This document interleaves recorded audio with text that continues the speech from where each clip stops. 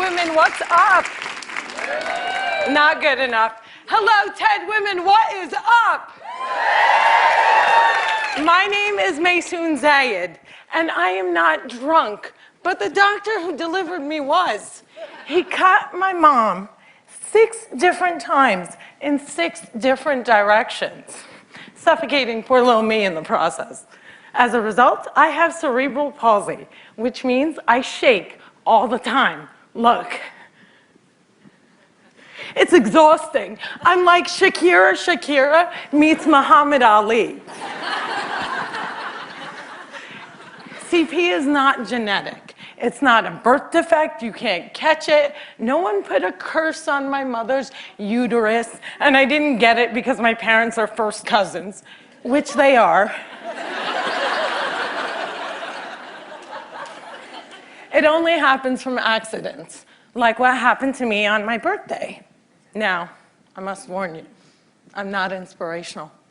And I don't want anyone in this room to feel bad for me, because at some point in your life, you have dreamt of being disabled. Come on a journey with me. It's Christmas Eve. You're at the mall. You're driving around in circles looking for parking. And what do you see? 16 empty handicap spaces. And you're like, God, can't I just be a little disabled?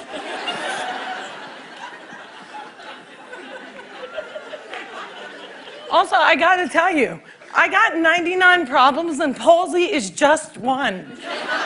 If there was an oppression Olympics, I would win the gold medal.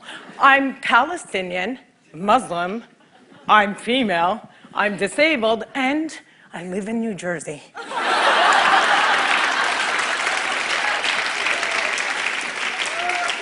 If you don't feel better about yourself, maybe you should. Cliffside Park, New Jersey is my hometown. I have always loved the fact that my hood and my affliction share the same initials. I also love the fact that if I wanted to walk from my house to New York City, I could. A lot of people with CP don't walk, but my parents didn't believe in can't. My father's mantra was, you can do it. Yes, you can. So, if my 3 older sisters were mopping, I was mopping. If my 3 older sisters went to public school, my parents would sue the school system and guarantee that I went too. And if we didn't all get A's, we all got my mother's slipper. My father taught me how to walk when I was 5 years old by placing my heels on his feet and just walking. Another tactic that he used is he would dangle a dollar bill in front of me and have me chase it. My inner stripper was very strong, and by the first day of kindergarten, I was walking like a champ who had been punched one too many times. Growing up, there were only 6 Arabs in my town, and they were all my family. Now there are 20 Arabs in town, and they are still all my family. I don't think anyone even noticed we weren't Italian.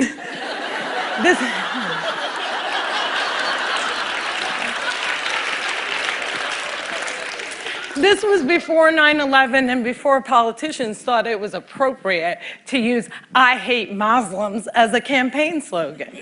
The people that I grew up with had no problem with my faith. They did, however, seem very concerned that I would starve to death during Ramadan. I would explain to them that I have enough fat to live off of for 3 whole months, so fasting from sunrise to sunset is a piece of cake. I have tap danced on Broadway. Yeah, on Broadway. It's crazy. My parents couldn't afford physical therapy, so they sent me to dancing school. I learned how to dance in heels, which means I can walk in heels. And I'm from Jersey, and we are really concerned with being chic. So if my friends wore heels, so did I. And when my friends went and spent their summer vacations on the Jersey Shore, I did not. I spent my summers in a war zone because my parents were afraid that if we didn't go back to Palestine every single summer, we'd grow up to be Madonna.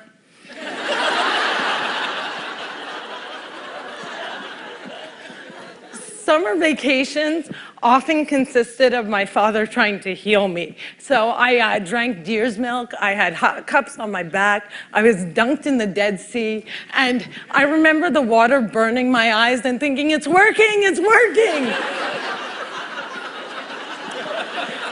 But one miracle cure we did find was yoga. I have to tell you, it's very boring. But before I did yoga, I was a stand-up comedian who can't stand up. And now I can stand on my head. My parents reinforced this notion that I could do anything, that no dream was impossible. And my dream was to be on the daytime soap opera General Hospital. I went to college during affirmative action and got a sweet scholarship to ASU, Arizona State University, because I fit every single quota. I was like the pet lemur of the theater department. Everybody loved me. I did all the less than intelligent kids' homework. I got A's in all of my classes, A's in all of their classes. Every time I did a scene from The Glass Menagerie, my professors would weep. But I never got cast. Finally, my senior year, ASU decided to do a show called They Dance Real Slow in Jackson. It's a play about a girl with CP. I was a girl with CP. So I start shouting from the rooftops, I'm finally gonna get a part. I have cerebral palsy. Free at last, free at last. Thank God almighty I'm free at last. I didn't get the part. Sherry Brown got the part. I went racing to the head of the theater department, crying hysterically like someone shot my cat, to ask her why. And she said it was because they didn't think I could do the stunts. I said, excuse me, if I can't do the stunts, neither can the character.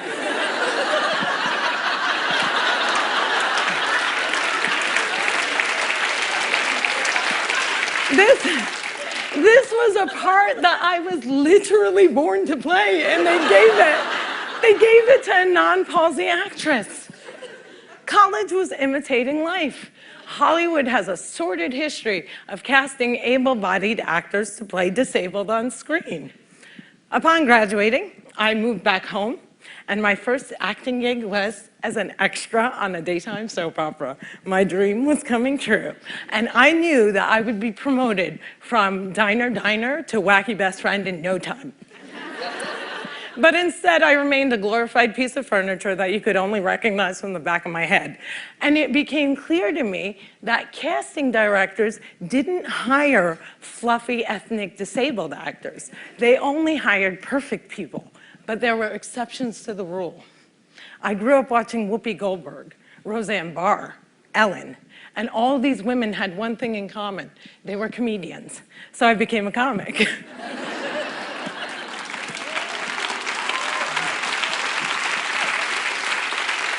My first gig was driving famous comics from New York City to shows in New Jersey. And I'll never forget the face of the first comic I ever drove when he realized that he was speeding down the New Jersey Turnpike with a chick with CP driving him. I performed in clubs all over America, and I've also performed in Arabic in the Middle East, uncensored and uncovered. Some people say I'm the first stand-up comic in the Arab world. I never like to claim first, but I do know that they never heard that nasty little rumor that women aren't funny and they find us hysterical. In 2003, my brother from another mother and father, Dean Obidallah, and I started the New York Arab American Comedy Festival, now in its 10th year. Our goal was to change the negative image of Arab Americans in media, while also reminding casting directors that South Asian and Arab are not synonymous.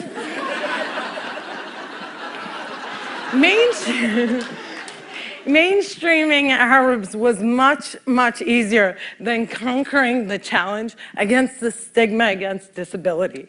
My big break came in 2010. I was invited to be a guest on the cable news show Countdown with Keith Olbermann.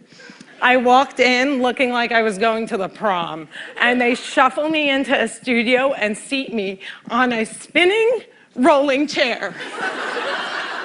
So I looked at the stage manager and I'm like, excuse me, can I have another chair? And she looked at me and she went, 5, 4, 3, 2, and we were live, right? So I had to grip onto the anchor's desk so that I wouldn't roll off the screen during the segment. And when the interview was over, I was livid. I had finally gotten my chance and I blew it. And I knew I would never get invited back. But not only did Mr. Oberman invite me back, he made me a full-time contributor and he taped down my chair.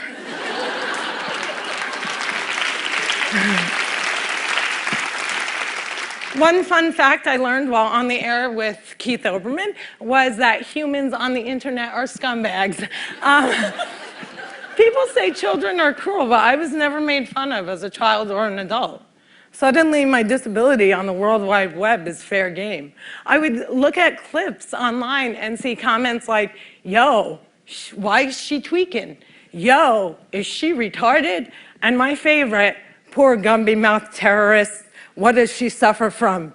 We should really pray for her. One commenter even suggested that I add my disability to my credits. Screenwriter, comedian, palsy. Disability is as visual as race. If a wheelchair user can't play Beyonce, then Beyonce can't play a wheelchair user. The disabled are the largest... Yeah, clap for them, man. Come on.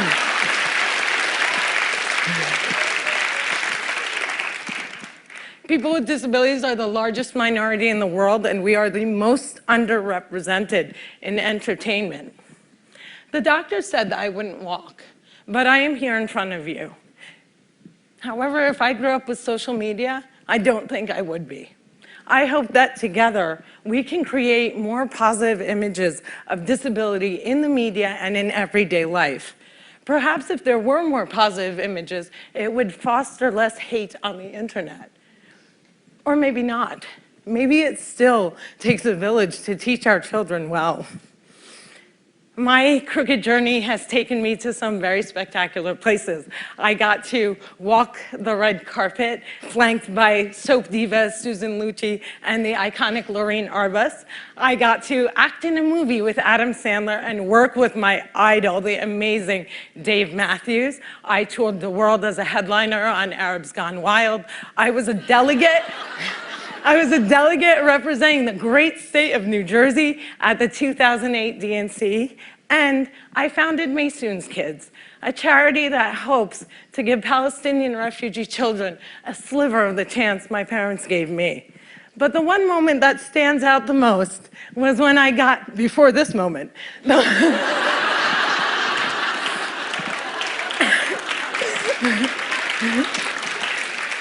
but the one moment that stands out the most was when I got to perform for the man who flies like a butterfly and stings like a bee, has Parkinson's and shakes just like me, Muhammad Ali.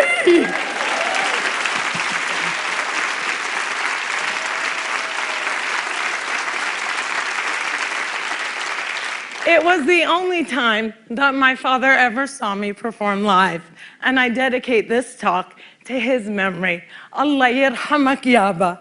My name is Maysoon Zayid, and if I can, you can.